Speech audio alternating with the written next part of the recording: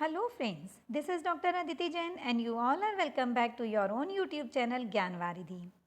जैसा कि हम सभी जानते हैं कि कल 30 अक्टूबर 2021 को UPHESC का असिस्टेंट प्रोफेसर का एग्ज़ाम हुआ है। उसकी फर्स्ट शिफ्ट में जो हमारे जीके के क्वेश्चंस हैं उन सभी को लेकर मैं आप सभी के बीच उपस्थित हूँ। तो चलिए डिस्कस करते हैं। Indian institute of ecology and environment अवस्थित है नई दिल्ली में। ना नेक्स्ट क्वेश्चन, निम्न में से कौन सा भारतीय राज्य कर्क रेखा के उत्तर में स्थित है? तो इनमें से जो राज्य कर्क रेखा के उत्तर में स्थित है वो है मणिपुर। नेक्स्ट, निम्नलिखित में से कौन एक राज्य आर्थिक दृष्टि से सबसे ऊपर किंतु लिंगानुपात के आधार पर सबसे नीचे है? तो वह राज्य है हरियाणा। नेक्स्ट क्वेश्चन, पृथ्वी तल के सबसे निकट वायुमंडल की परत का क्या नाम है? तो उस परत का नाम है क्षोभ मंडल, ट्रोपोस्फियर।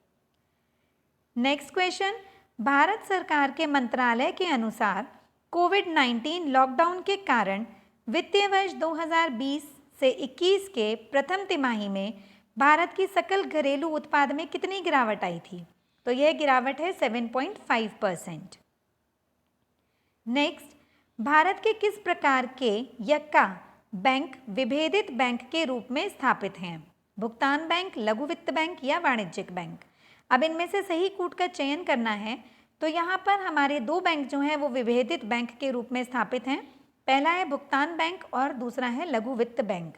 तो ये जो ऑप्शन है वो हमारा सी है, तो यहाँ पर सी ऑप्शन हमारा करेक्ट है।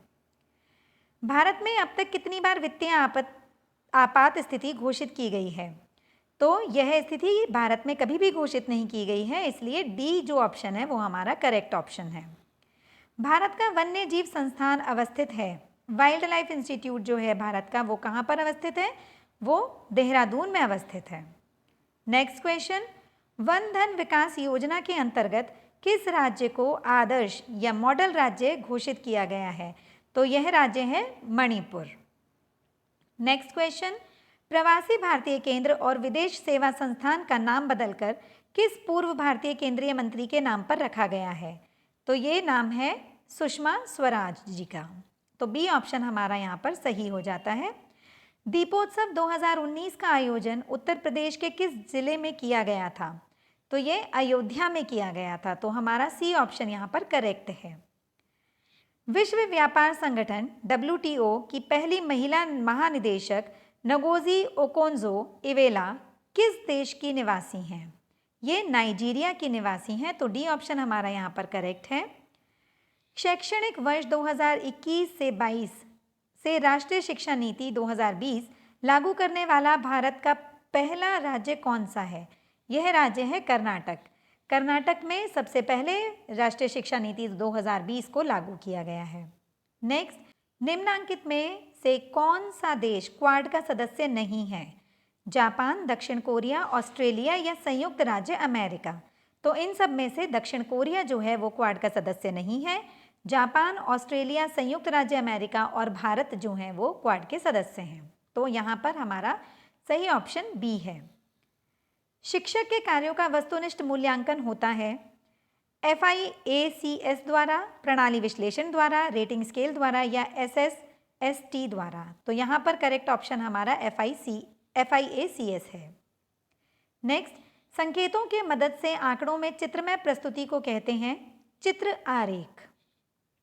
नेक्स्ट, सबके लिए शिक्षा पर विश्व सम्मेलन 1990 में निम्न में से किस स्थान पर हुआ था? यह सम्मेलन थाईलैंड में हुआ था।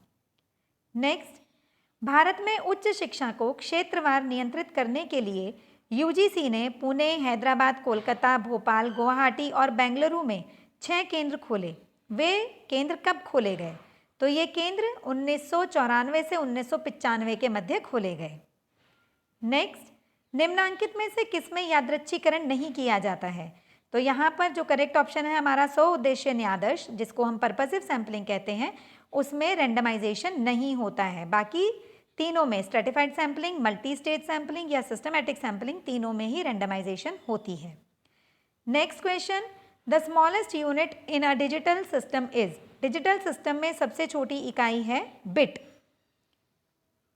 इंटरनेट शब्दावली में आईपी का क्या अर्थ होता है? IP stands for internet protocol.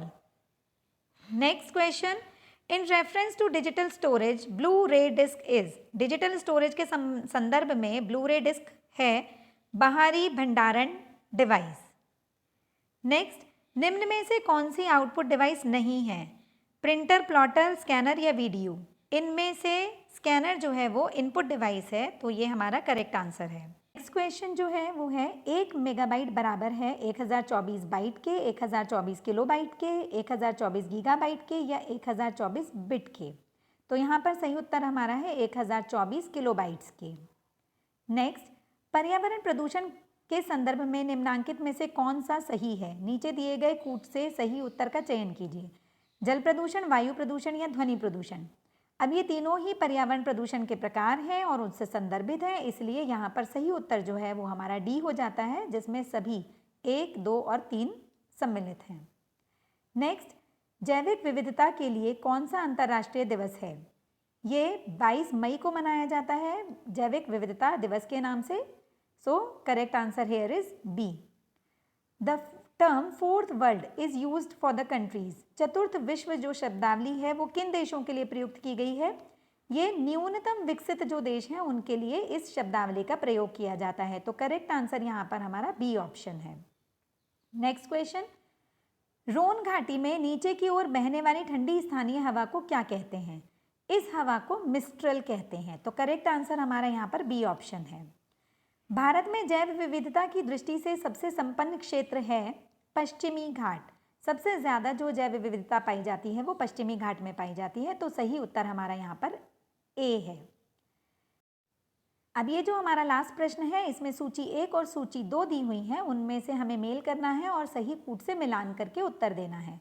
तो यहाँ पर विटिकल्चर जो है वो अंगूर की खेती को कहते हैं, वेजिकल्चर सब्जी की खेती को कहते हैं, पिसिकल्चर मछली पालन को कहते हैं और ऑलरिकल्चर जो है वो वृक्षों की खेती है। तो इस आधार पर हमारा ऑप्शन डी सही हो जाता है। तो ऑप्शन डी यहाँ पर सही उत्तर है।